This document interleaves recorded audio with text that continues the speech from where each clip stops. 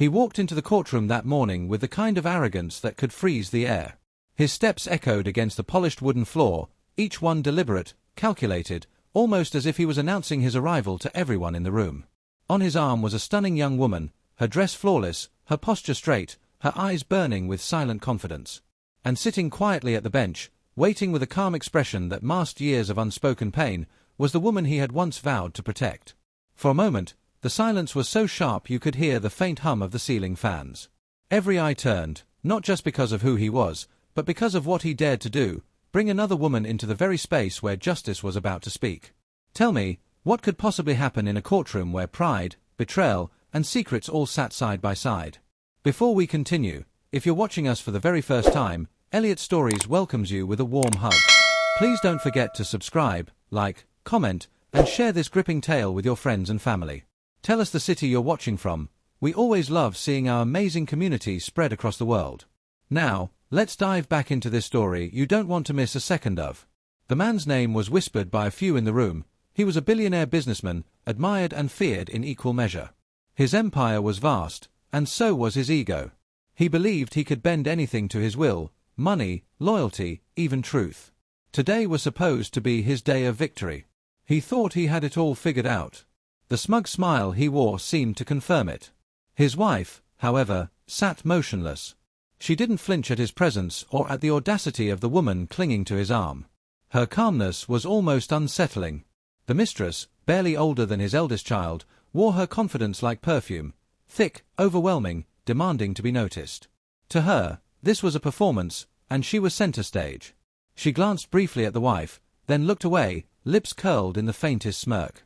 It was a silent battle of stares, though one of them seemed unaware that in court, silence can be more powerful than 1,000 words.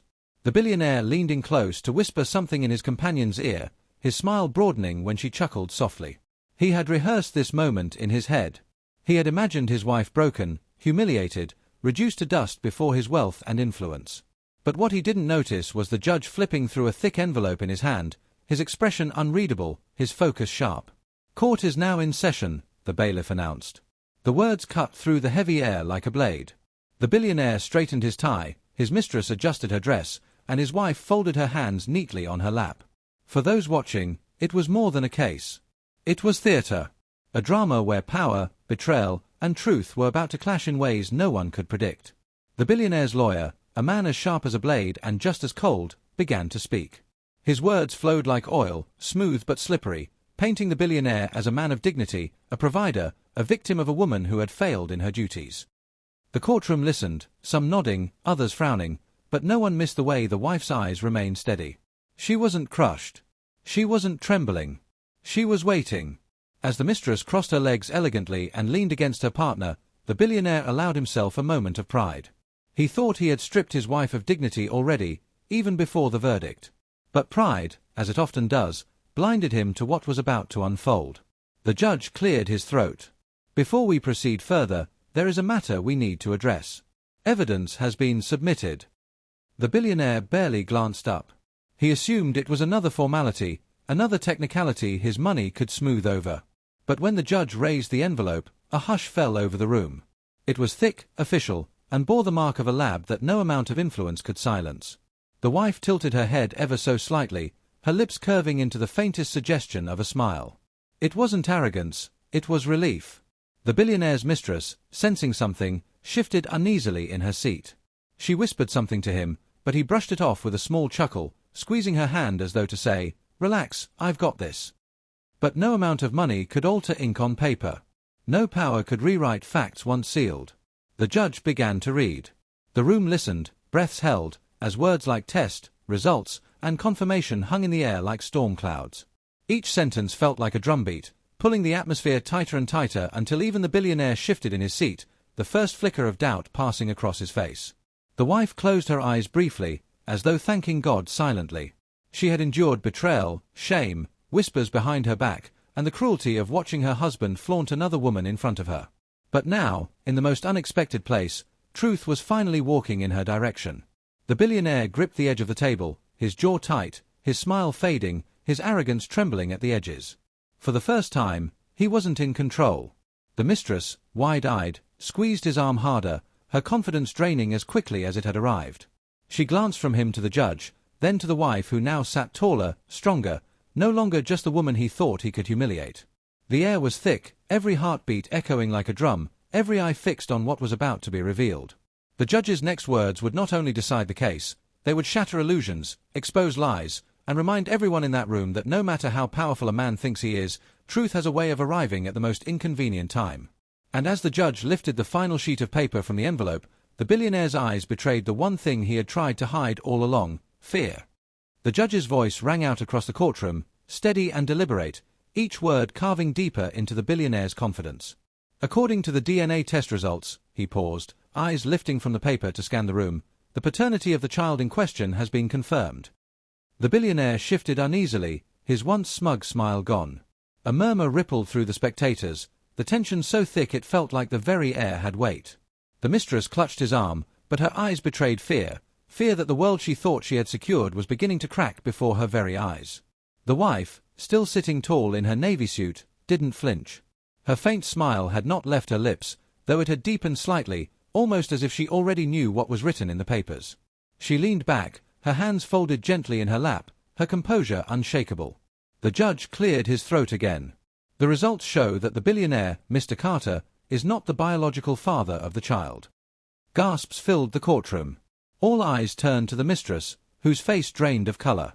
She blinked rapidly, her confident smirk evaporating like mist under the morning sun. The billionaire snapped his head toward her, eyes wide in shock, his jaw clenched so tightly that veins began to show on his temple. What is this?" he whispered hoarsely, his voice trembling with disbelief. The mistress tried to steady herself, but the room seemed to close in on her. "That can't be right," she stammered, her voice breaking. There must be a mistake." But there was no mistake. The envelope was official, sealed, and irrefutable.